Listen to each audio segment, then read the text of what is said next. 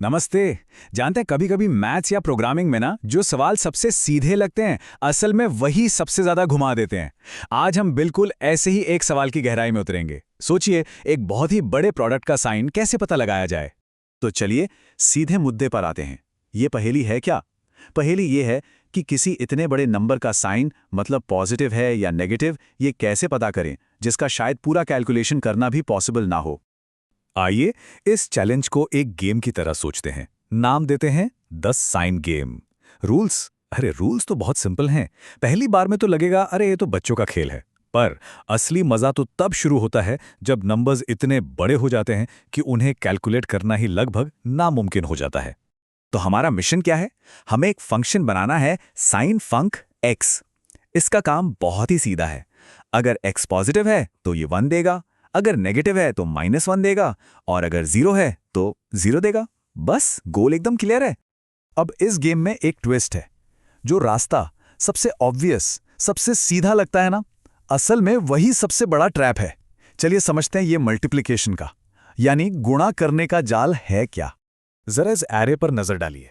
-1, -2, -3, -4, 3, 2, 1।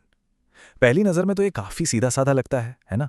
और अगर हम इन सारे नंबर्स को एक एक करके मल्टीप्लाई करें तो प्रोडक्ट आता है 144। अब क्योंकि 144 एक पॉजिटिव नंबर है तो हमारा साइन फंक क्या देगा? 1। सिंपल। अब तक तो सब बढ़िया चल रहा है। लेकिन अब सोचिए क्या होगा अगर हमारे पास एक ऐसा एरे हो जिसमें 1000 नंबर्स हों, कुछ बहुत बड़े, कुछ बहुत छोटे। बस यहीं पर आकर हमारा ये सिंपल सा तरीका फेल हो जाता है और असली प्रॉब्लम यहीं से शुरू होती है। पता है क्यों? क्योंकि इन सभी नंबर्स का जो प्रोडक्ट होगा वो इतना इतना ज्यादा बड़ा हो सकता है कि वो शायद कंप्यूटर की मेमोरी में फिट ही ना हो। टेक्निकल भाषा में इसे कहते हैं इंटीजर ओवरफ्लो। तो असली सवाल ये है, हम बिना पूरा कैलकुलेशन किए इसका साइन पता कैसे लगाएं? तो इस ट्रैप से बचें कैसे? यही तो इस पहेली का सबसे खूबसूरत सीक्रेट छिपा है। असली बात यह है कि हमें नंबर्स की वैल्यू की परवाह करनी ही नहीं है। हमें तो बस उनके साइन मतलब उनके चिन्हों के बिहेवियर पर फोकस करना है। जरा मल्टीप्लिकेशन के बेसिक रूल्स याद कीजिए।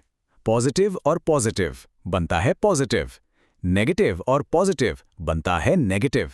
और सबसे जरूरी बात, जब दो नेगेटिव नंबर आपस में टकराते हैं तो वो एक दूसरे को कैंसिल करके पॉजिटिव बन जाते हैं। बस यही है हमारी चाबी।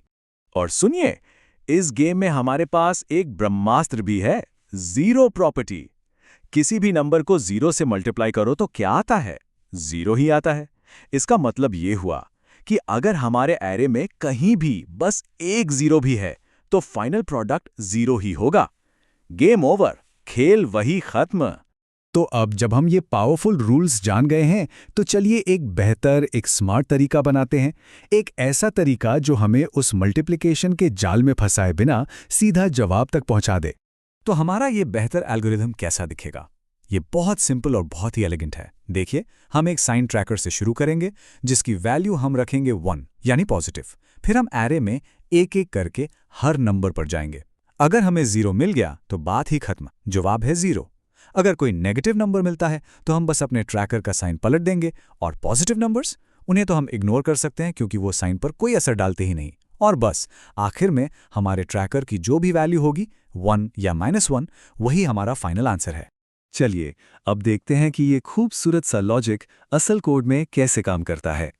कोड की पहली लाइन देखिए, बार एंड्स इज इक्वल टू 1। ये सीधा हमारे एल्गोरिदम के पहले स्टेप से जुड़ता है। याद है, एक पॉजिटिव साइन ट्रैकर से शुरुआत। इस टेबल पे गौर कीजिए, ये लॉजिक को एक्शन में दिखा रहा है। मान लेते हैं हमारा एरे है -1, 1, -1। ठीक है, तो हम शुरू करते हैं 1 से। पहला नंबर आया -1, तो हमारा साइन पलट कर हो गया -1। अगला नंबर है 1, ये तो पॉजिटिव है तो साइन नहीं बदलेगा, -1 ही रहेगा। और आखिरी नंबर है -1, इसने फिर से साइन पलट दिया और -1 बन गया 1। तो हमारा फाइनल आंसर क्या हुआ? 1। ये जो कोड का लॉजिक है ये हमारे रूल्स को एकदम परफेक्टली फॉलो करता है।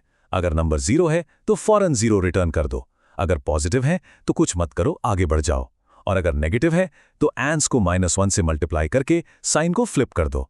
देखा कितना सिंपल और कितना इफेक्टिव है।